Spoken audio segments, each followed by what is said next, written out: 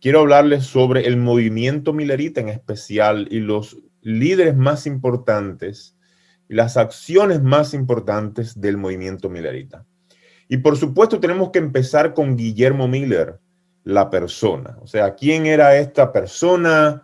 ¿Cuál era su historia? ¿Y qué podemos aprender de ella y la centralidad de esta persona en el movimiento Millerita? Miren, Guillermo Miller nació en 1782 en New York, una zona de campo de New York llamada Lowhampton, New York, y sus padres, ¿verdad? William y Paulina eran, trabajaban en el campo, o sea, eran campesinos en esta zona de New York. Más tarde, como yo le mencioné anteriormente, ellos van a migrar cerca del canal Erie y van a dedicarse a otras realidades para encontrar maneras de vivir y sustentar a la familia.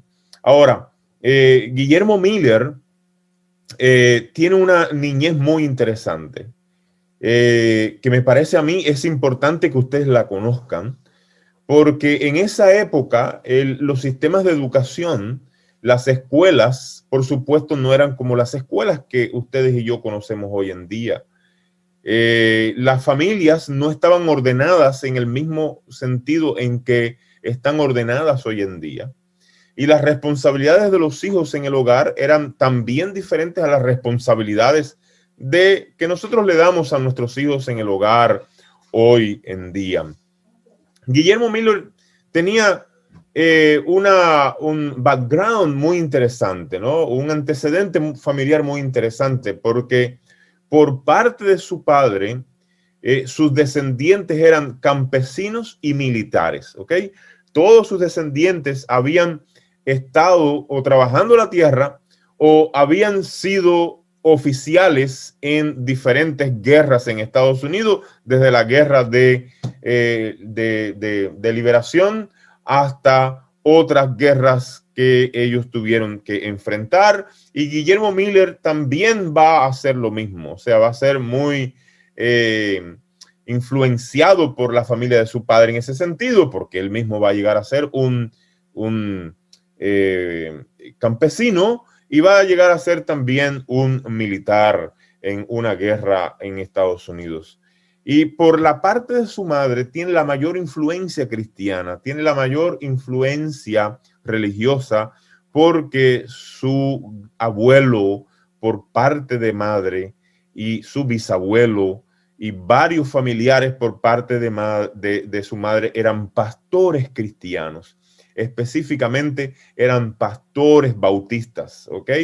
Así que él tenía esa influencia también, la influencia de su madre, por aparte de su madre, la espiritual, pastores en su familia, campesinos y militares por la parte de su madre.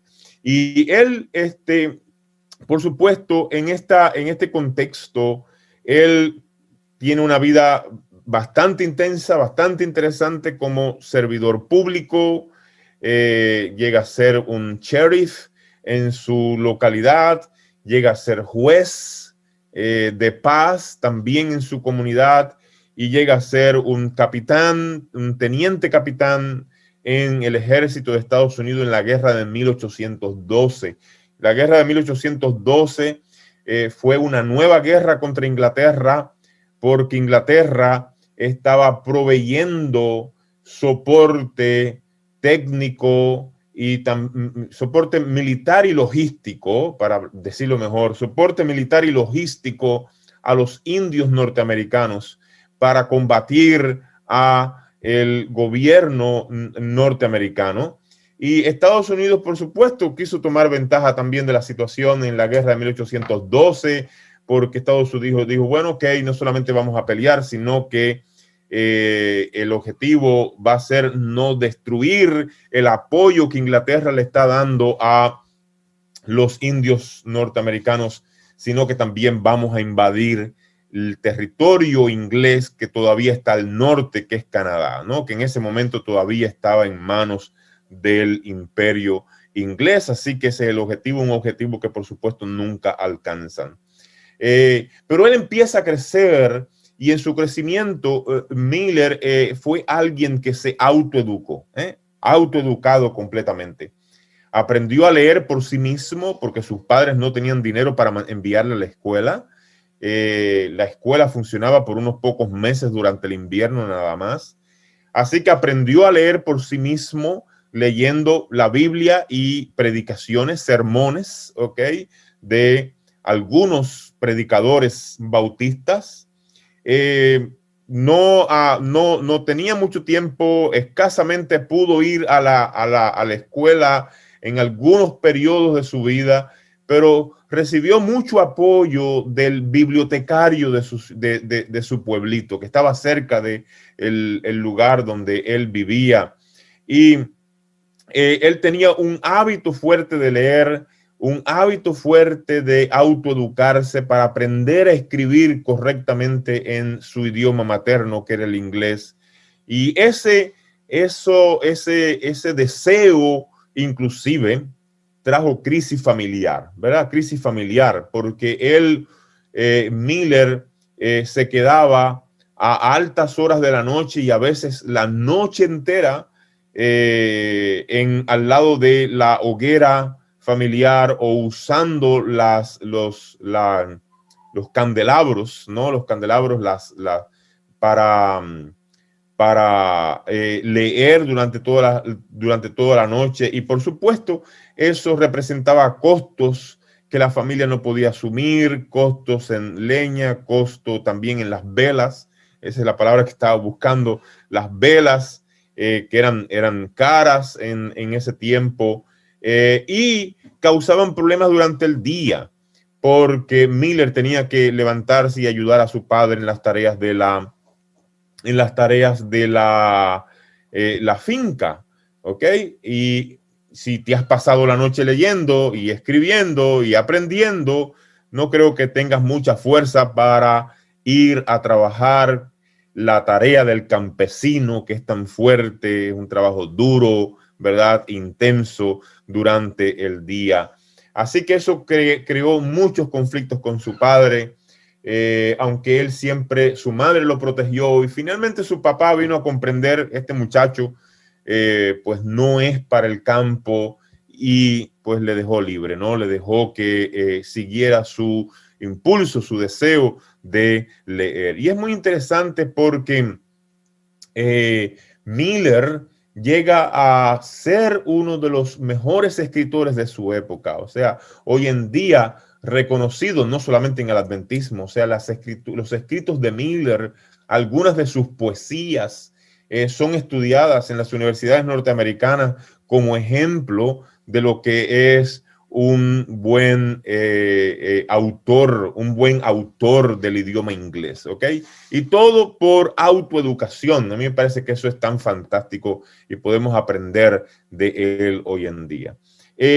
Su esposa, Lucy Smith, por supuesto, fue muy importante en su vida, no solamente en el aspecto espiritual, sino también económico. Lucy Smith fue para él alguien que le pudo introducir en las clases sociales importantes de la época, porque ella sí ella sí pertenecía a esas clases, o sea, era parte de las clases medias altas de la sociedad en su contexto.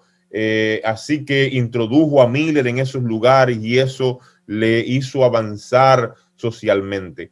Pero lo que es más importante en Lucy es la manera como Lucy, con sus características, su naturaleza industrial, sus hábitos económicos. Ok, hermanos, perdonen, parece que hubo otra interrupción, ¿verdad? En la transmisión. Pues yo le decía que Miller, mientras él va leyendo, va creciendo, va conociendo, ha llegado a convertirse en un deísta.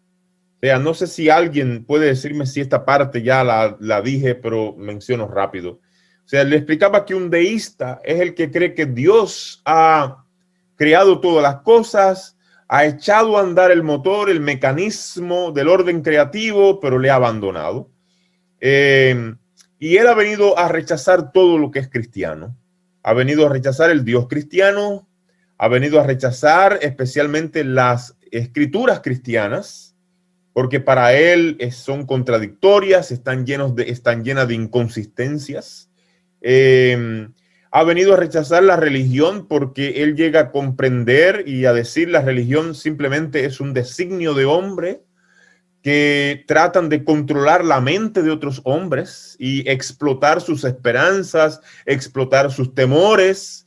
Eso es lo que vamos a encontrar. Y él llega a aceptar completamente esos conceptos deístas y abandona la fe cristiana y se dedica a su rol en la sociedad, en la comunidad. No era un mal hombre, o sea, hacía las cosas bien, pero todo lo que existe es aquí y ahora. Ahora, fíjense qué interesante como aún cuando nosotros podemos alejarnos de Dios y podemos adoptar ideas foráneas a la Biblia, Dios nos impacta con realidades y experiencias de tal manera que nos conduzcan a Él nuevamente. En el deísmo había una enseñanza que nunca encajó bien con el sistema humanista que trataba de presentar. Y Miller notó esa inconsistencia. Y es la naturaleza humana. O sea, en el deísmo enseñaba que el hombre es naturalmente bueno. O sea, el hombre tiende a hacer el bien. El hombre, y cuando digo el hombre, yo digo el ser humano. O sea, estoy hablando de hombre y mujer. El ser humano tiende a hacer lo que es correcto, a preocuparse por otros, a ser servicial. Pero Miller dice, ¿sabes qué? A pesar de que yo acepté toda esta realidad de que Dios puso todo en acción y se fue, y nunca esta parte del deísmo me ha convencido, porque cuando yo leo acerca de la vida de los seres humanos, inclusive de los héroes más grandes de la humanidad, en realidad parecen ser todos demonios en formas humanas. Así que él decía, esta idea de que el hombre es bueno no me convence. Y esa influencia de la Biblia del ser humano como un ser pecador, apartado de Dios, que tiende al mal, que en su desconexión con Dios se quedó allí en su mente, y eso nunca encajó completamente con el deísmo, y de alguna manera va a aflorar cuando él decide abandonar, ¿verdad?, las ideas deístas. Pero su conversión o su vuelta de regreso a las escrituras sucede precisamente cuando él es un capitán, un teniente capitán en el ejército de Estados Unidos en la guerra de 1812 que hemos hablado.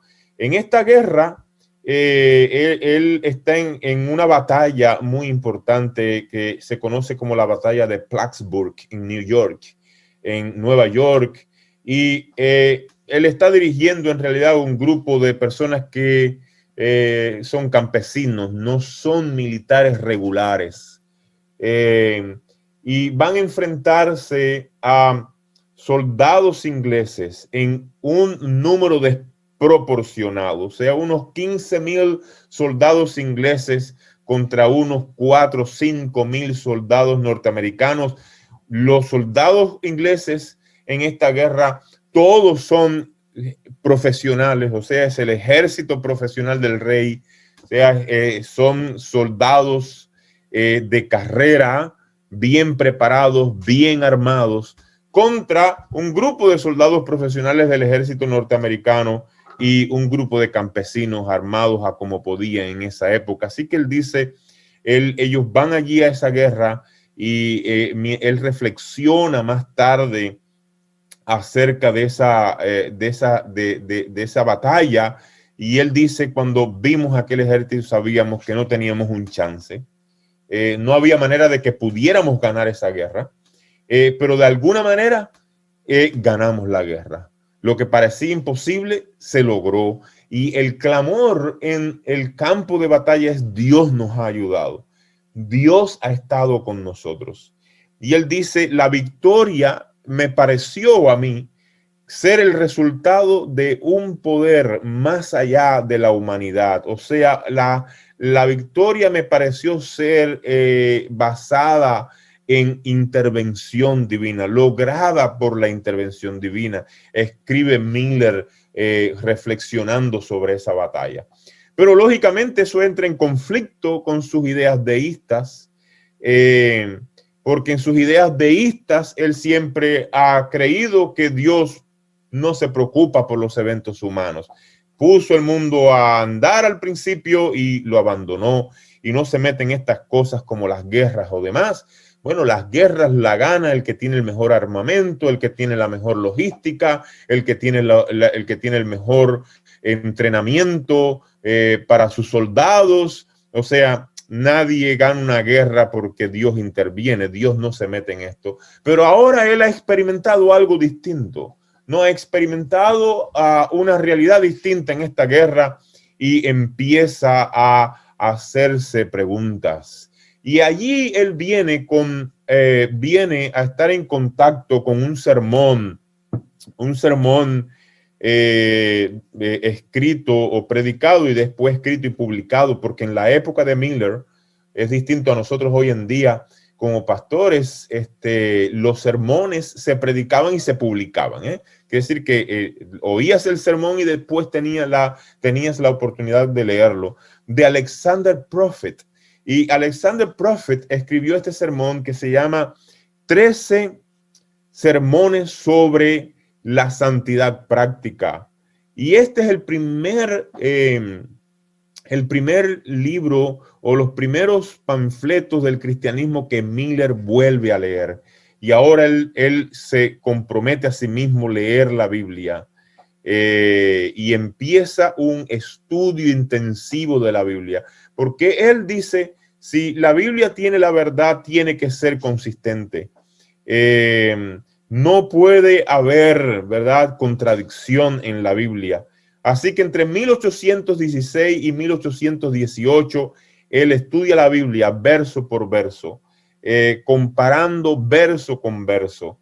Y él busca en sus 13 reglas de interpretación bíblica, empieza a comprender qué cosas son las figuras bíblicas, cómo leer los números bíblicos, de qué manera se cumplen en la historia las profecías bíblicas.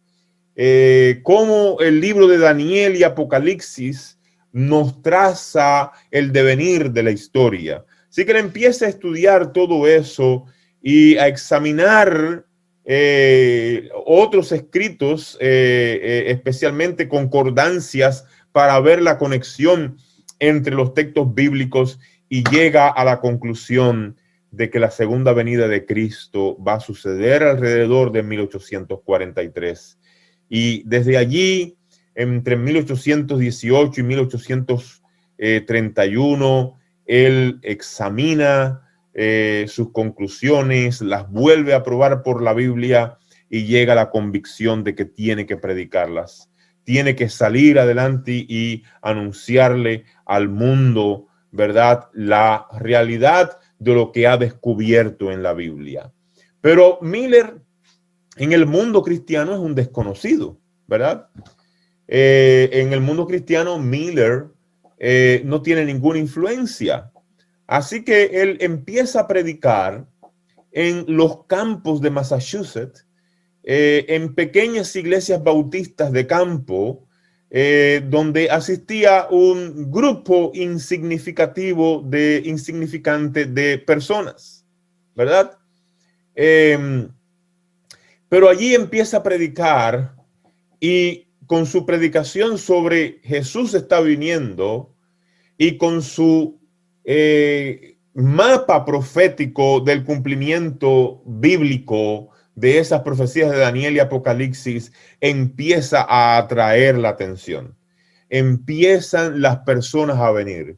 y empiezan esas iglesias del campo a llenarse para escuchar a Miller predicar, y se llenan muchas veces, todos los días, 3 y 4 veces. O sea, Miller está predicando y hay un grupo de personas sentadas escuchándole, y ese grupo sale y entra el segundo grupo, ese grupo sale y entra el tercer grupo, y la iglesia está llena. Y eso llega a la segunda figura más importante del segundo gran reavivamiento en Estados Unidos y en el movimiento millerita, que es Joshua B. Himes, ¿ok? O Josué B. Himes, que era un pastor de la primera iglesia cristiana en Boston. Y ustedes recuerdan que en Estados Unidos, ahora esta idea de separación de iglesia y Estado surge por primera vez, hermanos, algo que es natural para nosotros, que es hacer evangelismo, ¿verdad? Tenemos que ir, predicar el evangelio, convencer a las personas con el mensaje, presentar la Biblia, darle estudios bíblicos. Pero eso empieza a ser verdad en Estados Unidos por primera vez. Porque en Europa, recuerden ustedes, por la unión iglesia y Estado, si tú nacías en un condado luterano, eres luterano. Y si nacías en el condado católico, eres católico. O sea, tienes asegurado tus miembros de esa manera y tienes asegurado las finanzas. Si no hay miembros, no hay finanzas. Y si no hay finanzas, no hay iglesia. Y si no hay iglesia, no hay labor del evangelio. Y si no hay labor del evangelio, ustedes pueden ir añadiendo, ¿verdad? Pero en Estados Unidos ahora, por primera vez, estos pastores tienen que hacer proselitismo, convencer a la gente de que, mira, hazte cristiano bautista, o hazte cristiano metodista, o hazte cristiano de esta y aquella denominación. O sea, tienen que predicar. Y Himes tiene una iglesia en Boston, una congregación donde no tiene mucha gente, y él escucha, ¿verdad? Escucha de la predicación de Miller y se va allá al campo a escuchar a Miller un día y se siente en el último asiento a escuchar a Miller. Y mientras Miller predica, Himes se dice en su mente, yo no creo ni una sola palabra de lo que este amigo está diciendo. Y cuando termina, Himes tiene una cosa en mente: lo que sí él cree es lo que está experimentando. Y es la multitud de gente que hay en esa pequeña iglesia del campo tratando de escuchar a Miller. Y él dice, si Miller logra hacer esto en Boston y logra llenar mi iglesia, yo estoy bien. Así que si es verdad o no es verdad, lo que está predicando es secundario aquí, ¿no? Así que le pregunta a Miller. Miller le dice, bueno, es el Señor quien llena las iglesias. Yo voy y predico, si usted me lleva. Así que Himes le lleva a Boston. Por primera vez él va a predicar a una gran ciudad. Y de allí Himes se convierte en el agente, voy a usar esa palabra que puede ser comprendida para nosotros, en el agente de Miller, ¿ok? Él es el que organiza a Miller, es el que prepara el itinerario de predicación por las iglesias de las ciudades más grandes de Estados Unidos en ese momento: Boston, New York, Chicago y otras grandes ciudades en Estados Unidos, o ciudades medianas en Estados Unidos. Él es el que se inventa que el mensaje de Miller no solamente sea predicado desde el púlpito, sino que sea predicado a través de la página impresa.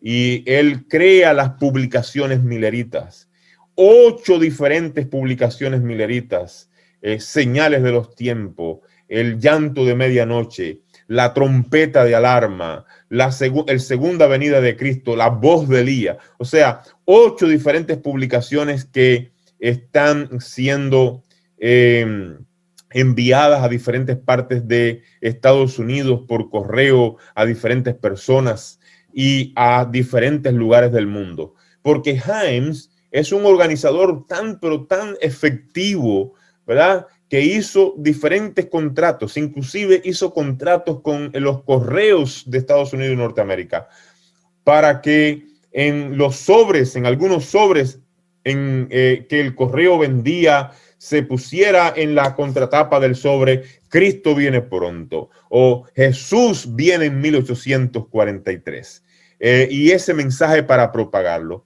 Le surge la idea de construir una carpa donde pudieran moverse con la carpa, así como un circo, ¿verdad? Moverse con la carpa en diferentes ciudades de Estados Unidos y levantar la carpa y tener campañas evangelísticas.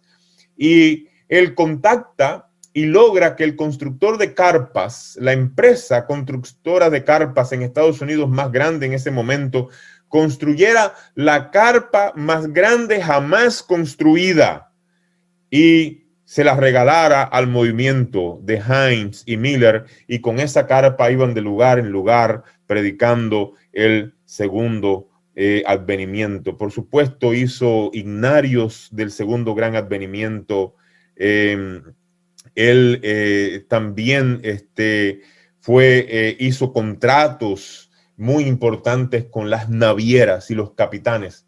Y él le decía a los capitanes de las navieras que llegaban a los puertos de Boston, llegaban a los puertos de Nueva York, él les entregaba publicaciones, grandes números de publicaciones, y hacía un contrato con los capitanes. Por favor, no importa a qué puerto del mundo ustedes anclen, ustedes lleguen, lo único que les pido es que cuando lleguen este grupo de periódicos, ustedes lo dejen allí en el muelle, en algún lugar, y no se preocupen por nada más, porque Dios se encargará de distribuirlos. O sea, él era un organizador increíble y fue el que llevó a Miller y el movimiento millerita a un reconocimiento nacional en estas 13 colonias y hacia donde Estados Unidos estaba en ese momento moviéndose hacia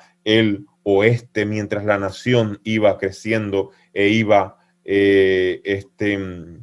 expandiéndose. De hecho, Miller al final de sus días reconoció que Hines fue el instrumento que Dios usó para diseminar este mensaje, y ningún otro hombre ha hecho más que Hines por expandir el mensaje de la venida de Jesús en este movimiento millerita acorde a Miller. O sea, sin Hines es muy probable que nosotros no conociéramos, ¿verdad?, nada del movimiento millerita. Hubiera terminado apagado quizás en uno de los campos de Massachusetts y Nueva York, si no hubiera sido por el ímpetu y la manera como Dios usó a Hines para convertirse en el agente de Miller y en propagar a través de todos estos medios el mensaje adventista.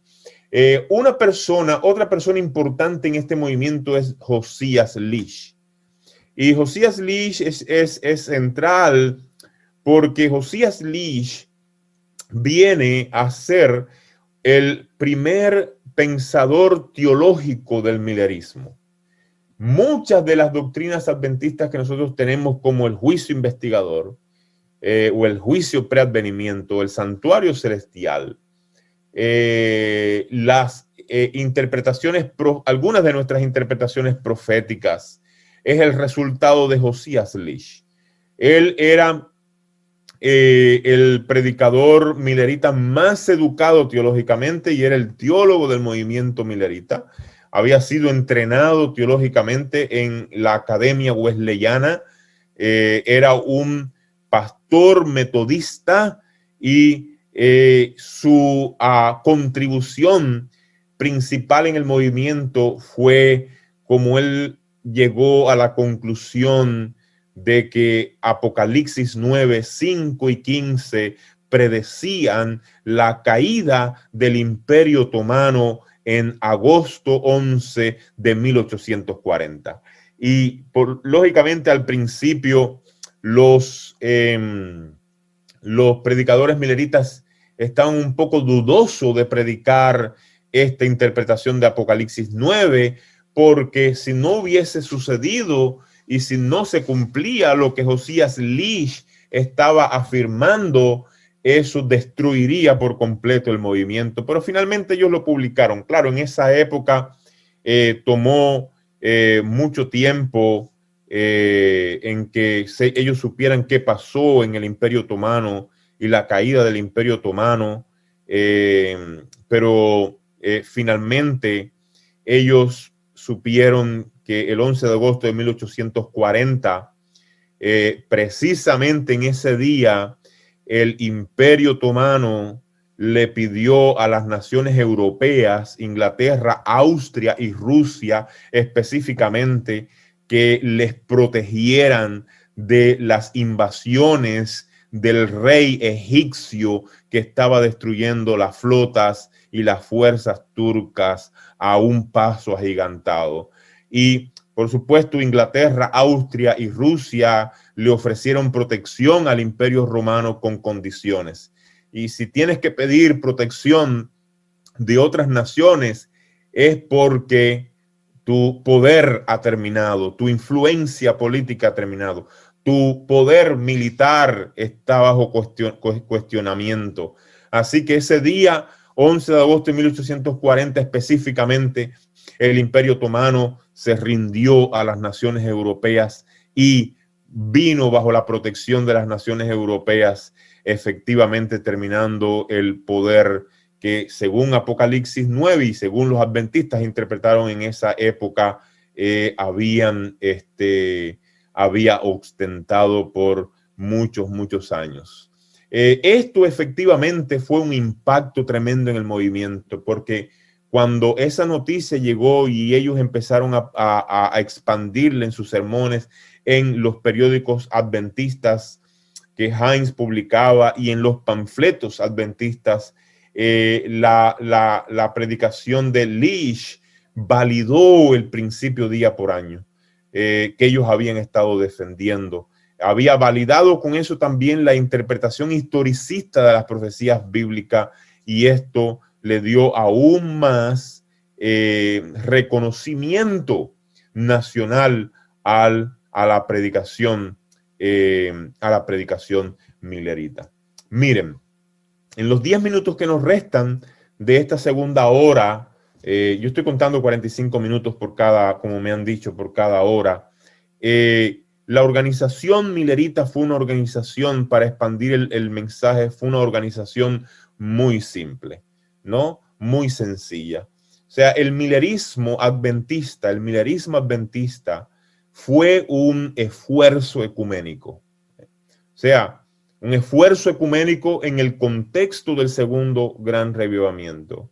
O sea, ministros de diferentes denominaciones protestantes soportaron, colaboraron, ayudaron a Miller a expandir el mensaje de la segunda venida de Cristo Jesús. Lo hacían a través de camp meetings, ¿ok? O reuniones de campo, donde todos estos ministros adventistas o milleritas, ellos seguían siendo ministros de sus congregaciones locales, seguían siendo ministros bautistas o metodistas o presbiterianos o anglicanos, pero colaboraban con el movimiento adventista millerita y en predicar y preparar a la gente. O sea, fue un movimiento de reforma, de reavivamiento interdenominacional, ecuménico, donde todos estaban predicando y trabajando juntos. Ellos, por supuesto, tenían una organización básica de los líderes que le llamaron la Conferencia General de los Cristianos que esperan la segunda venida de Jesús, y estas conferencias tuvieron diferentes reuniones en Boston, en Massachusetts y en otros lugares donde ellos tomaban decisiones para proteger, ¿verdad? Para proteger el movimiento y para analizar tendencias doctrinales dentro de los milleritas. Porque algo que deben saber, hermanos, es que el movimiento millerita no quiso involucrarse nunca con otra doctrina que no fuera la doctrina de la segunda venida de Cristo. premilenial y visible. O sea, el movimiento millerita fue un movimiento de una doctrina, de una enseñanza.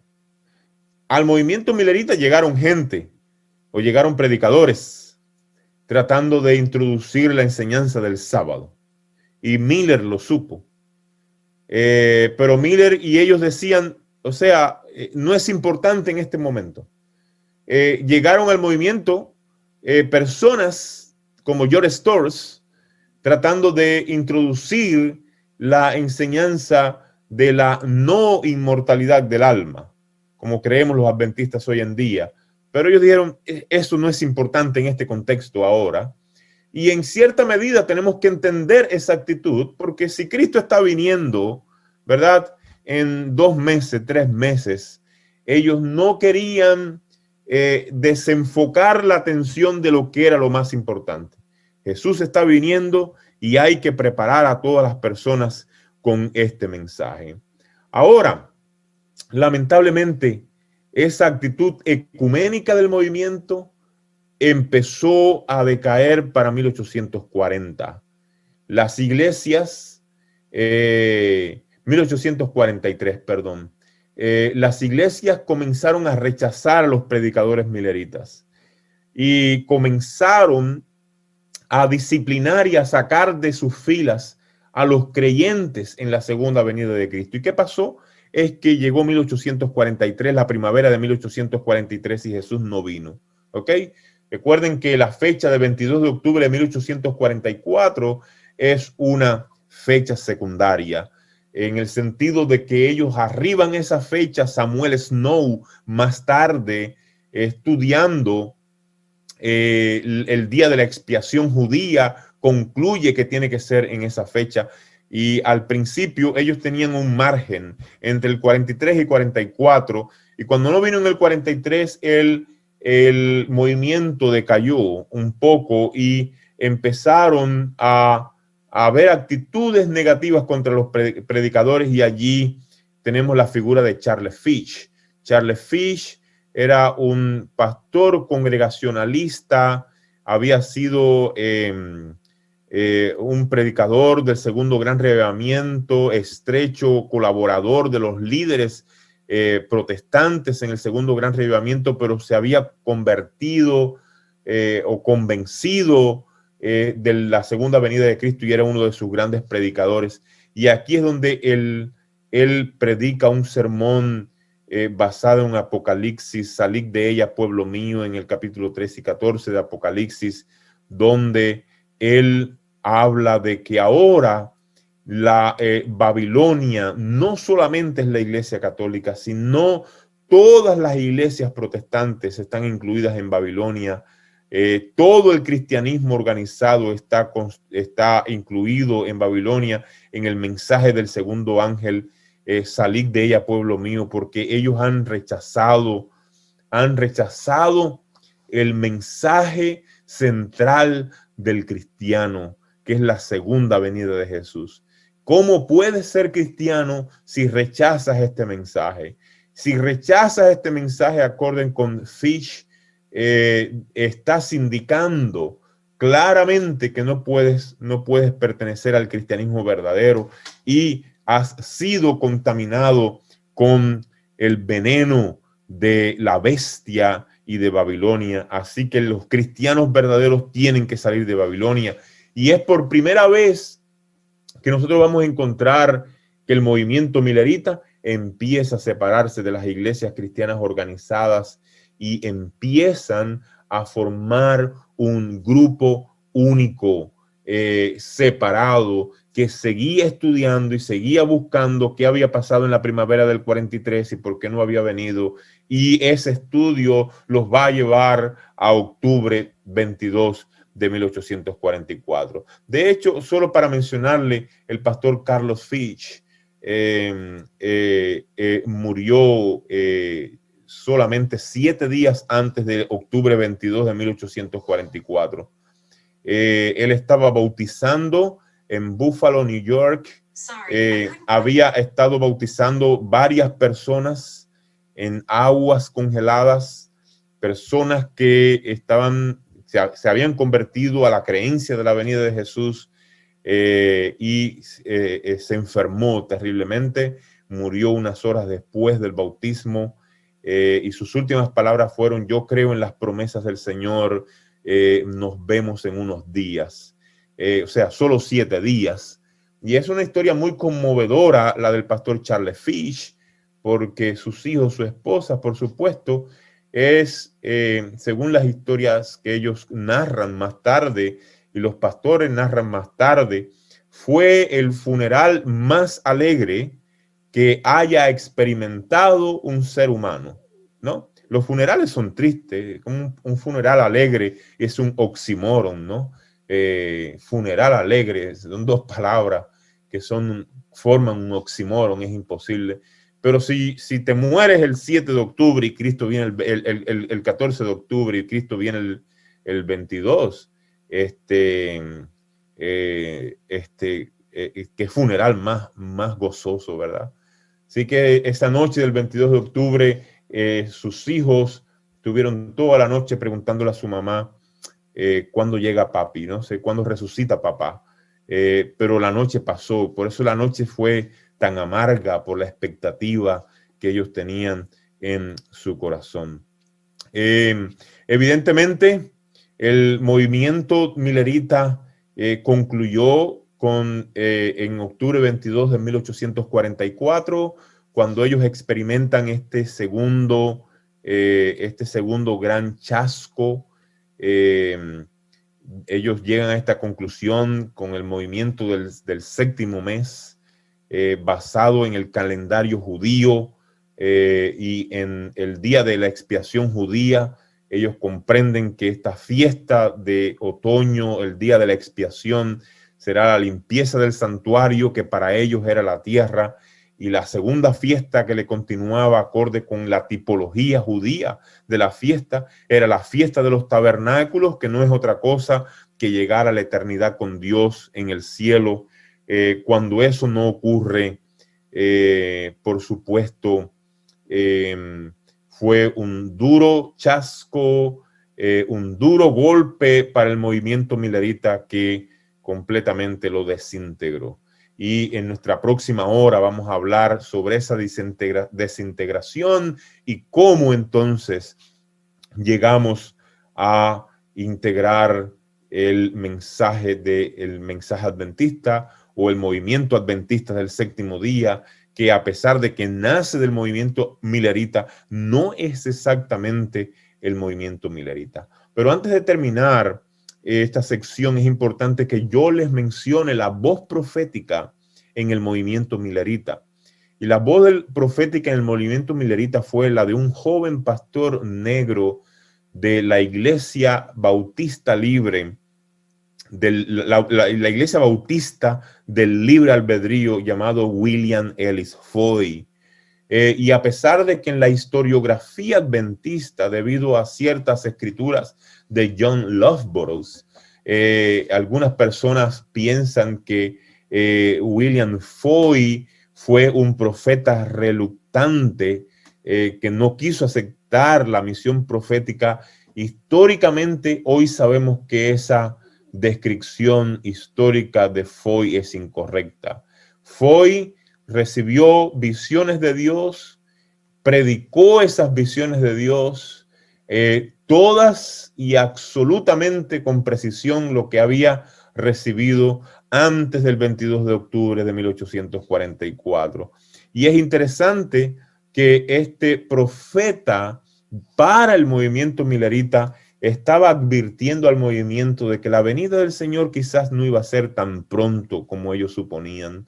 Pero ellos estaban, ¿verdad? Ellos estaban enfocados en el mensaje y no pudieron comprender el mensaje de William Foy. Pero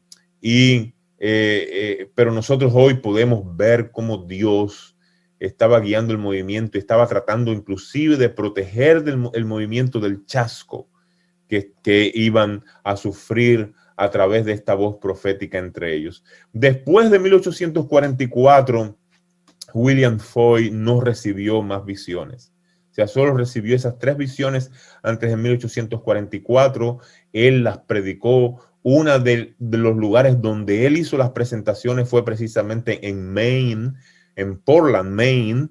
Y Elena G. de White, que era una fiel asistente a las reuniones milleritas, junto con su familia, estuvo sentada mientras él presentaba esa visión.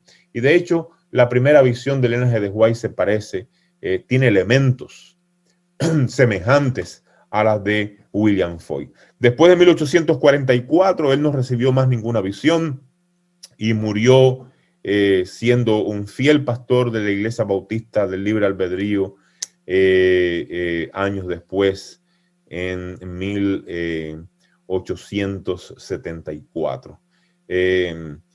O sea, en líneas generales, el tiempo que tenemos son, a mí me parece, las personas principales, los líderes principales y los eventos más importantes que nosotros tenemos que conocer del movimiento millerita en la historia del adventismo del séptimo día.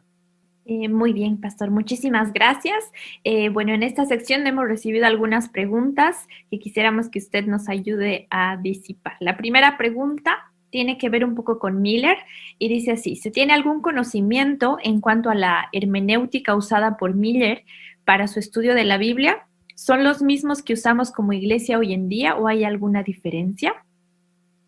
Bueno, a mí me parece una pregunta muy, muy interesante. Miller tenía la hermenéutica de Miller para interpretar las profecías bíblicas se basaba en 2 conceptos elementales.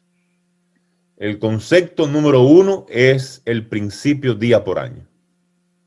O sea, cada día profético significa un año profético. Un día profético son en realidad 360 días lunares, no solares, ¿ok? Porque ellos están usando, en el principio día por año se usa los días bíblicos del año bíblico. El año bíblico tenía 360 días, eran días lunares, no días solares como lo que nosotros usamos hoy en día. Miller, ese es el principio hermenéutico primario, número 1, ¿no? Importante.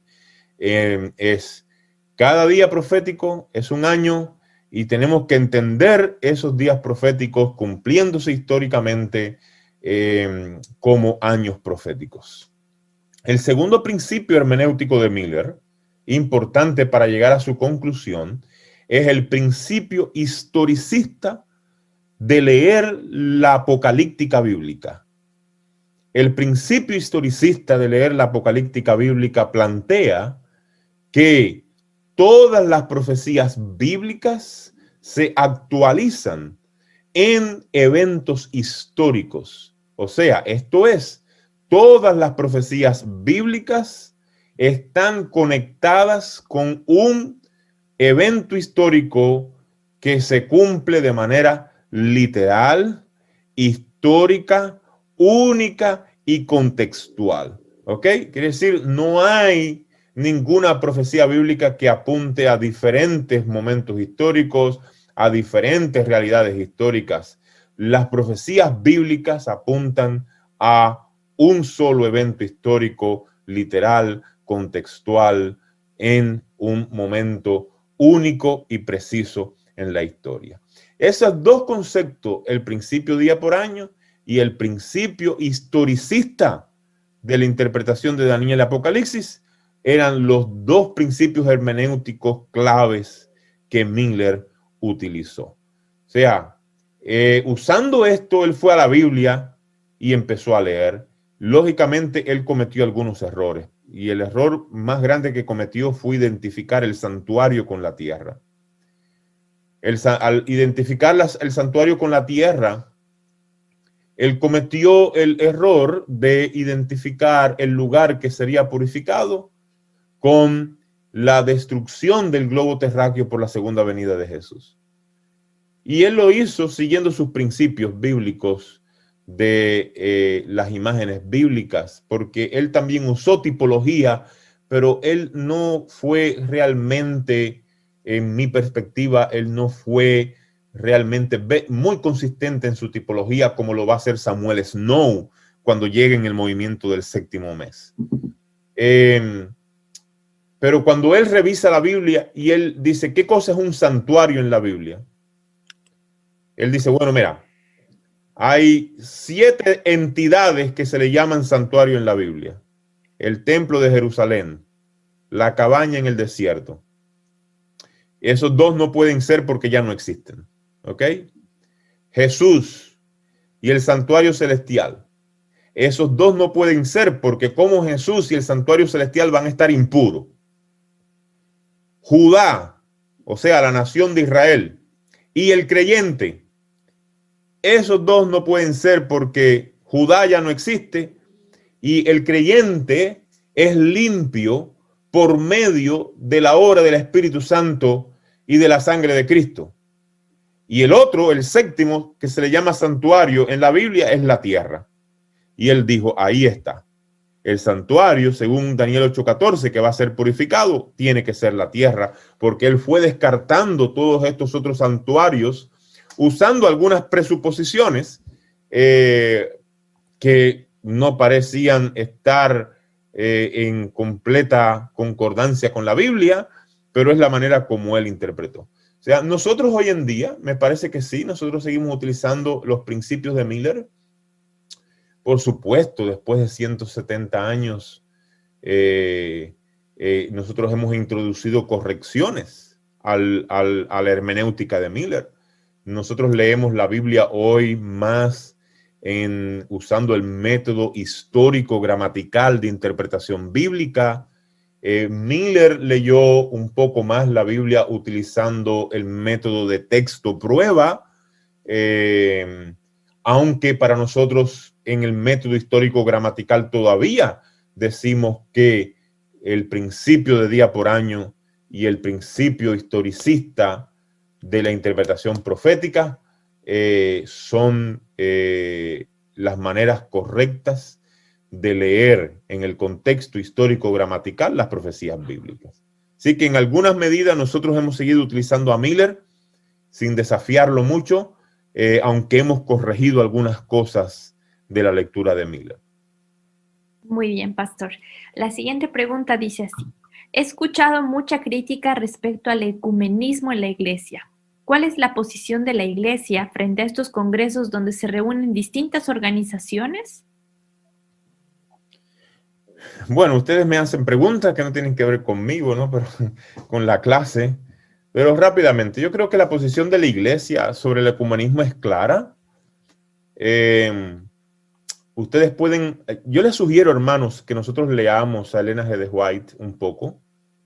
Lo que ella tiene que decir, o sea, Elena G. White tiene una perspectiva negativa y una perspectiva positiva de lo que nosotros llamamos ecumenismo. ¿Ok?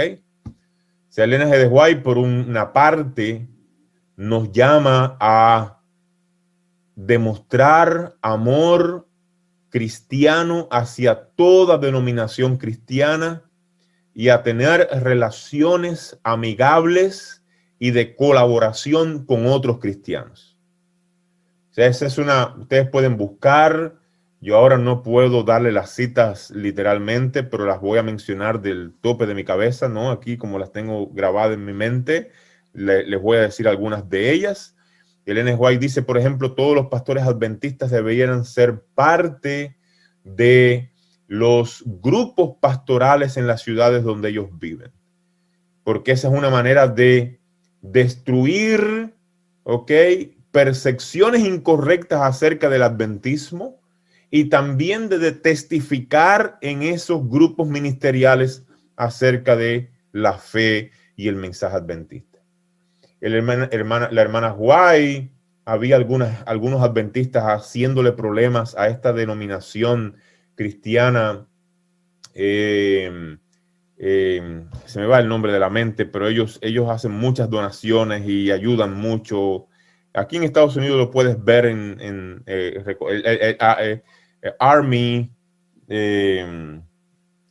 Su nombre es el Army, que es el Ejército de Salvación, ¿ok? El Ejército de Salvación. Y Elena G. de White le escribe a ese grupo adventista: dejen a los hermanos del Ejército de Salvación en paz, le dice ella. Ellos están haciendo una gran obra y déjenlo hacer esa obra tranquilos.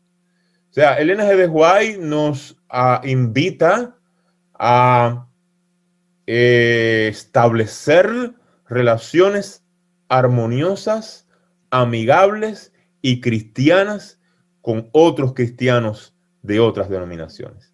¿Ok? Esa es la posición de Elena G. de White. Y de esa posición, la posición adventista es que nosotros no participamos oficialmente de ningún movimiento ecuménico. O sea, nosotros no pertenecemos a ningún grupo ecuménico, porque el ecumenismo tiene muchas características. A veces nosotros pensamos en el ecumenismo en solo una manera. El ecumenismo tiene diferentes objetivos. El ecumenismo tiene diferentes manifestaciones. Y hay algunas de esas manifestaciones donde yo creo que el adventismo, acorde a nuestra posición, puede participar sin ningún problema, ¿verdad? En obras sociales, en obras de ayudas caritativas, en obras de apoyo. Hay otros modelos ecuménicos más problemáticos donde se requiere unión doctrinal, donde nosotros decimos no, allí no vamos porque nosotros tenemos un entendimiento y un mensaje bíblico y nos parece que aceptar esa perspectiva sería destruir el mensaje adventista. Entonces, yo creo que la perspectiva sería, nosotros tenemos que ser balanceados. Yo creo que un extremo, cualquier extremo en donde vayamos en este sentido es problemático. Yo creo que debemos hacer lo que Elena G. White nos aconseja, establecer relaciones cordiales, armoniosas y cristianas con todos los cristianos, colaborar en lo que podemos colaborar, asistir a las reuniones que podamos asistir sin comprometer nuestra identidad adventista, sin comprometer quiénes somos. El problema es cuando nosotros vamos y comprometemos nuestra identidad, ¿verdad? Comprometemos quiénes somos como adventistas, o por complacer a otros ocultamos qué es lo que nosotros pensamos. Pero mientras eso no ocurra, yo creo que este consejo de Elena G. White es válido, es bueno, y puede ser de ayuda para destruir prejuicios en otras personas y para dejar el mensaje adventista en la mente de otras personas. Porque miren, hermanos, Elena G. White dice que viene una crisis mundial. Y es muy interesante, muchas veces nosotros estamos enfocados en bautizar gente. Y yo creo que hay que bautizar gente. Yo creo que mucha gente son bautizadas y el Espíritu las convierte. Pero cuando yo leo Elena G. White, ¿okay? Porque a veces leemos algunas partes de Elena G. White que nos gustan y otras no nos gustan tanto. Y esas no las leemos y las olvidamos. Pero cuando yo la leo a ella ve la evangelización adventista como testimonio. Y testimonio significa dejar saber. Testimonio significa dar ejemplo. Testimonio significa dejar un hito en la mente de las personas. Ella dice que el mensaje, por ejemplo, del sábado y el domingo, dice ella, muchas personas lo oirán, muchas personas no lo aceptarán al principio, muchas personas no lo comprenderán, pero dicen, la crisis final, cuando venga esta gran batalla final por el día de adoración, ella dice, si nosotros le hemos anunciado a todos el conflicto entre estos 2 días y entre este conflicto de adoración a la bestia y de adoración al Dios verdadero, el Cordero, cuando ellos vean esas acciones y vean esa proclamación que va a obligar a adorar a la bestia en el día falso, dice, muchos en ese momento, dice ella, recordarán, oh, yo tuve un compañero de escuela adventista que me dijo esto. Y yo tuve un compañero de trabajo o un vecino que me advirtió que esto iba a pasar. Y dice ella que en ese momento esas personas decidirán por la verdad.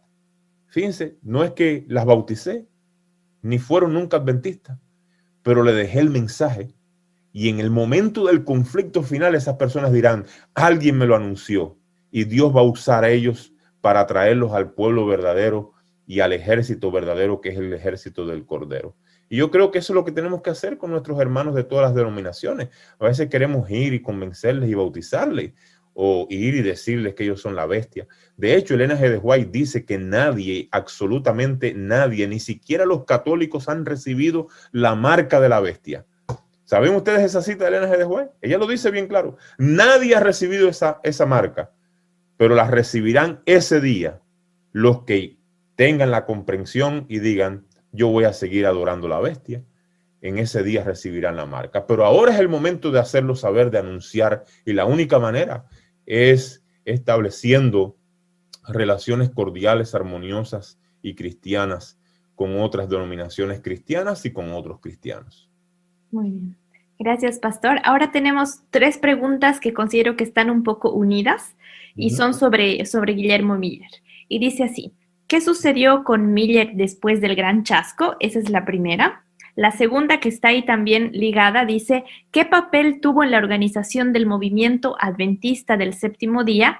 Y finalmente está, ¿en qué momento se transfiere la responsabilidad de la predicación de la verdad presente a Elena de White? Muy bien, mira, después de, y eso es lo que yo voy a empezar hablando en la próxima clase, después del 22 de octubre de 1844, el grupo adventista, millerita adventista, se dividió completamente. Y Miller le estaba muy anciano ya para esta época, sin fuerzas, casi ciego. Y él le dio todo el apoyo a Himes en lo que se conoce como la Conferencia de Albany. La Conferencia de Albany es un grupo de los milleritas que se organizan en abril 29 de 1845, donde ellos creen que nada había pasado el 22 de octubre.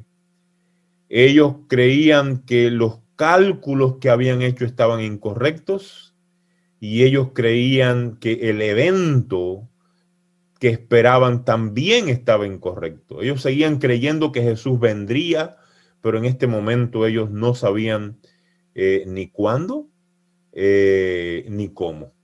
O sea, seguían manteniendo el grupo de Albany, en la conferencia de Albany, seguía manteniendo la esperanza en la segunda venida, pero la actitud de Miller va a ser de ahora en adelante, hoy es el día, hoy, hasta el día en que vea a mi Señor. O sea, eso es lo que él escribe.